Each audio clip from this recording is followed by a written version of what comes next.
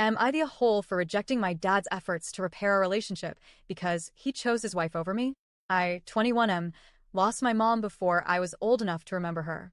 She passed away when I was still a baby, and for most of my early childhood, it was just me and my dad. We were close. I remember how much he used to smile when he looked at me, how he'd read me stories at night, take me to the park, or just sit beside me watching cartoons.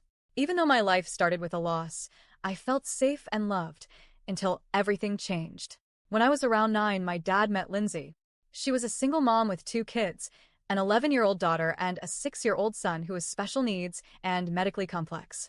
I didn't understand the full scope of what that meant at the time, but I knew right away that Lindsay's life was hectic. Her son needed constant care. Medical equipment filled every corner of her home. Her daughter was angry, volatile, and unpredictable. And yet, within months of meeting, my dad and Lindsay rushed into a relationship. By May they met. By September, I was being introduced to a brand new family. By November, we were moving in. By February, they were married. It was that fast. From the start, I knew something was off. I wasn't given a proper bedroom. What used to be the home office was cleared out and turned into my room. Just a curtain separating me from the rest of the house, and an old mattress on the floor instead of a real bed. Lindsay's son needed space for mobility equipment. Her daughter had a room to herself. My dad said we needed to make things work. But nothing about it worked, especially not for me. The house was chaos. Lindsay's son required constant attention and around-the-clock care.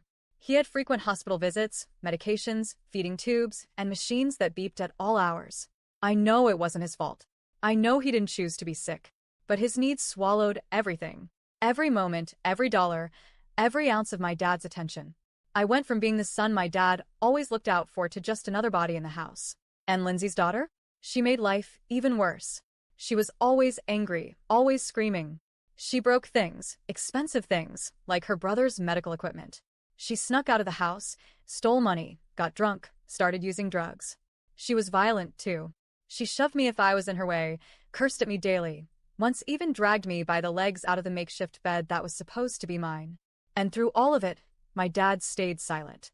Even when I begged him to leave, I told him, more than once, that I missed the way things used to be, just the two of us, that I didn't feel safe or wanted.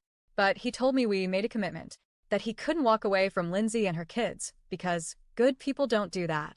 He told me he deserved to be happy, that Lindsay was his second chance at love. Your mom was my first shot, he said. I lost her.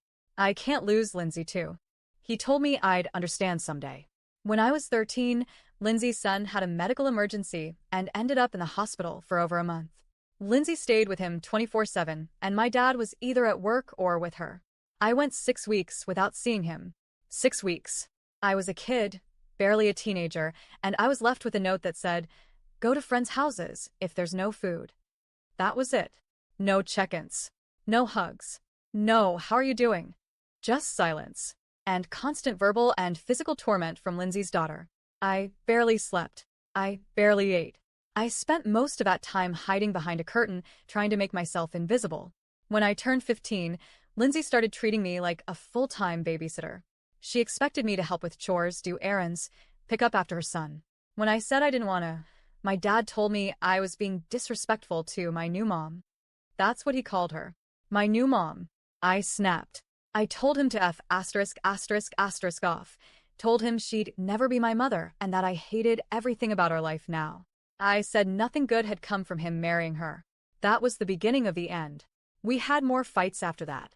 Lindsay cried and said she loved me and that her son adored me and would be devastated if he knew I saw him as nothing but a burden. But that's what I was, burdened. I was forced into a life I didn't choose, where my needs never mattered.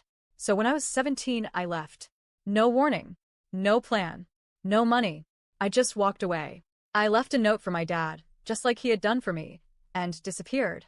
He filed a missing persons report, but when the police found me, I told them I was safe and refused to return. I managed to stay off the radar until I turned 18. Then I was free. Eventually, I found my mom's family. Turns out, my maternal grandparents had been trying to find me for years, but my dad moved and never gave them contact info. When I reconnected with them, they welcomed me with open arms. Now I live with them, and for the first time since I was a little kid, I feel like I have a real home again. I hadn't heard from my dad for years, until a couple of months ago. He found me. I don't know how, but he did. He started texting and messaging me. At first, I ignored it. But then, a week ago, I replied. He said he was heartbroken that we ended up like this. That he had no idea if I'd ever even see the message because he thought I might have blocked him. He said he loved me, missed me, that he wanted to rebuild our relationship. I told him no. I told him flat out. He chose his wife over me. He made my childhood miserable and left me behind in a house that made me feel invisible and unsafe. I said I was putting my happiness first now, and that meant not letting him back in. Since then, he hasn't stopped messaging.